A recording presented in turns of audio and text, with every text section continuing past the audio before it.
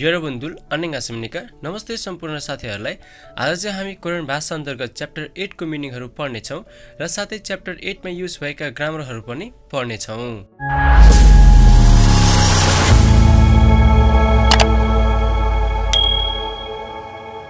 1. फाल्गुवा। फाल्गुवा भनेको पाठ 8। 2. खोछिदा। खोछिदा भनेको मर्मत गर्नु। 3. ख्याङु। ख्याङु भनेको अवस्था। 4. खुरन्दे। खुरन्दे भनेको तर अथवा बाइ द वे। 5. खुरेस। खुरेस भनेको त्यसैले अथवा त्यस कारणले। 6. खुरिगो। खुरिगो भनेको र। 7. खोइन्छन्था। खोइन्छन्था भनेको ठिक हुनु। 8. खिथारुल छिदा। खिथारुल छिदा भनेको गिटार बजाउनु। 9. ख्वाजाङ निम। ख्वाजाङ निम भनेको विभागीय प्रमुख। 10. खिबुन। खिबुन भनेको मुड। 11. खुरिमुल खुरिदा। खुरिमुल खुरिदा भनेको चित्र बनाउनु अथवा कोर्नु। 12. नमु मान्था। नमु मान्था भनेको एकदम धेरै हुनु। 13. नात। नात भनेको दिन। यो चाहिँ बिहान घाम झुल्किएपछि र घाम नअस्ताउन्जेलसम्मको समयलाई भनिन्छ। 14. नेइल। नेइल भनेको भोलि। 15. नोरेरुल हादा। नोरेरुल हादा भनेको गीत गाउनु। 16. नुत्के काजी।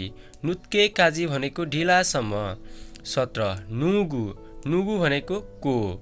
18. नोल्दा। नोल्दा भनेको घुम्नु अथवा खेल्नु। 19. थानिदा। थानिदा भनेको आउने जाने गर्नु। 20. थेबुबुन। थेबुबुन भनेको अधिकांश। 21. थोछा खादा। थोछा खादा भनेको आइपुग्नु अथवा पुग्नु। 22. थोरा गादा। थोरा गादा भनेको फर्केर जानु। 23. थुरामा सिछङ हादा। थुरामा सिछङ हादा भनेको ड्रामा हेर्नु। 24. थुङ। थुङ भनेको आधी बत्ती ढाड। 25. थोङजाक थोङसा। थोङजाक थोङसा भनेको एक्सन भर्ब अथवा चलायमान क्रिया। 26. थोक्स हादा। थोक्स हादा भनेको पढ्नु। 27. मासिदा। मासिदा भनेको पिउनु। 28. मुसुन। मुसुन भनेको कुन। 29. मुवत। मुवत भनेको के। 30. मान्था। मान्था भनेको धेरै हुनु। 31. म्यत। म्यत भनेको कति। 32. फाम। फाम भनेको रात। 33. फोथोङ। फोथोङ भनेको साधारणतया। 34. फुन। फुन भनेको मिनेट। 35. फुरुदा। फुरुदा भनेको गाउनु बोलाउनु अथवा अघाउनु। 36. फेउदा। फेउदा भनेको सिक्नु। 37. साइए। साइए भनेको बिचमा। 38. साङथे। साङथे भनेको अवस्था। 39. सेब्याक। सेब्याक भनेको मिरमिरे बिहान। 40. ससुल। ससुल भनेको वर्णन अथवा विवरण। 41. सुइदा। सुइदा भनेको आराम गर्नु। 42. सी। सी भनेको बजे। 1 बजे 2 बजे भन्दाखेरि प्रयोग गरिन्छ। 43. सी। सी भनेको यो चाहिँ कुनै पनि व्यक्तिको नामसँग जोडेर आयो भने जी भन्नलाई प्रयोग गरिन्छ र नाउनको रूपमा चाहिँ बिउ भनेर प्रयोग गरिन्छ। 44. सिगान। सिगान भनेको समय अथवा घण्टा। 45. सिजा खादा। सिजा खादा भनेको सुरु गर्नु। 46. सित्ता। सित्ता भनेको धुनु। 47. आछिम। आछिम भनेको बिहान अथवा बिहानको खाना। 48. आछिमुल मक्ता। आछिमुल मक्ता भनेको बिहानको खाना खानु। 49. यागुन। यागुन भनेको रात्रिकालीन काम। 50. अजे। अजे भनेको हिजो। 51. अन्जे। अन्जे भनेको कहिले। 52. अदि। अदि भनेको कहाँ। 53. ओनुल। ओनुल भनेको आज। 54. ओजन। ओजन भनेको एएम। 55. ओहु। ओहु भनेको पिएम। 56. यौरी हादा। यौरी हादा भनेको खाना पकाउनु। 57. उन्दोङ हादा। उन्दोङ हादा भनेको व्यायाम गर्नु। 58.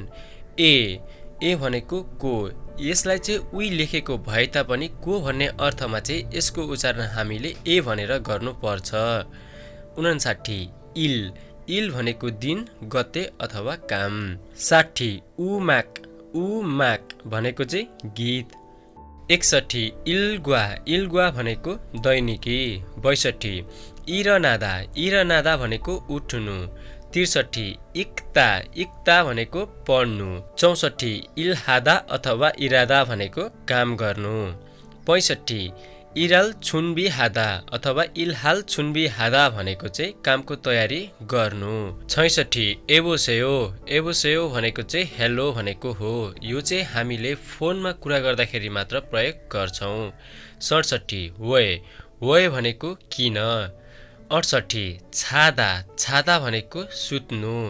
69 छाङ्गुल फोदा भनेको किराना सामानहरू किन्नु अथवा किन्न जानु।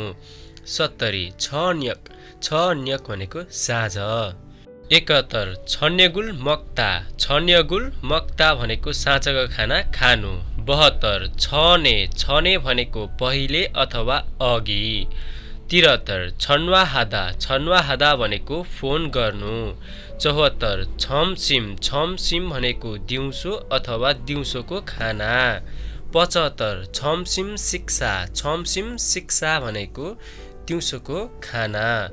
76 छमसिमुल मक्ता भनेको दिउँसोको खाना खानु। 77 छोत्था भनेको राम्रो हुनु। 78 छिगुम भनेको अहिले। 79 छियाछल भनेको भूमिगत रेल अथवा सबवे। 80 छिखिदा भनेको पालना गर्नु अथवा सुरक्षा गर्नु। 81 छिकचाङ भनेको कार्यस्थल। 82 छिबे ओदा भनेको घरमा आउनु। 83 छुन्बी हादा भनेको तयारी गर्नु। 84 छुरो भनेको विशेष गरी। 85 छोआ हादा भनेको मन पराउनु। 86 छुल्गुन सिगान भनेको काममा प्रस्थान गर्ने समय। 87 छुल्गुन हादा भनेको काममा प्रस्थान गर्नु। 88 छुलथोइगुन भनेको काममा प्रस्थान गर्नु र फर्किनु। 89 छेक भनेको किताब। 90 खफी भनेको कफी। 91 टेलिभिजन भनेको टेलिभिजन। 92 थोइगुन भनेको कार्यस्थलबाट काम सकाएर चाहिँ फर्किनु भनेको हो। 93 थादा भनेको चढ्नु। 94 थुल्लिदा भनेको गलत हुनु। 95 थोङ्वा खोइन्छानु सेयो भनेको चाहिँ फोनमा कुराकानी गर्न सक्नुहुन्छ भनेर सोधेको हो। 96 फ्यौसी हादा भनेको सङ्केत गर्नु।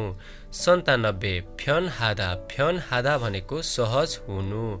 98 हाजिमान भनेको तर। 99 योङयोङसा भनेको विशेषण। 100 वैसाय खादा भनेको कम्पनीमा जानु।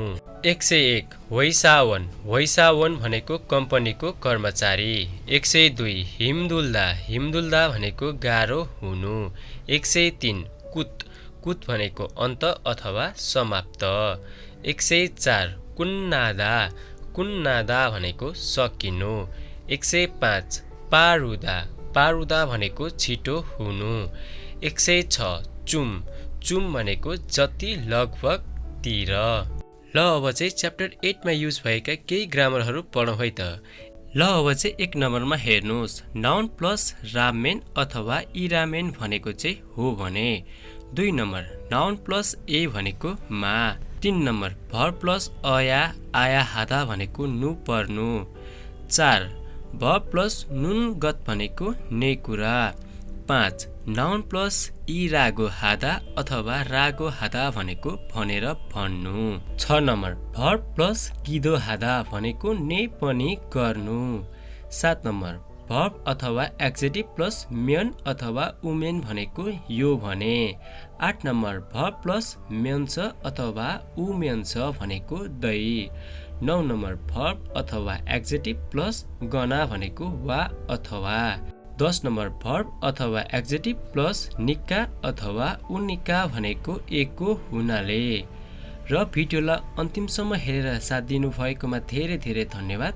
र आगामी दिनहरूमा पनि कोरियन भाषा सम्बन्धीको अन्य भिडियोहरू हेर्न चाहनुहुन्छ भने च्यानललाई सब्स्क्राइब गरी भिडियोलाई लाइक, कमेन्ट र सेयर गर्न नभुल्नुहोला।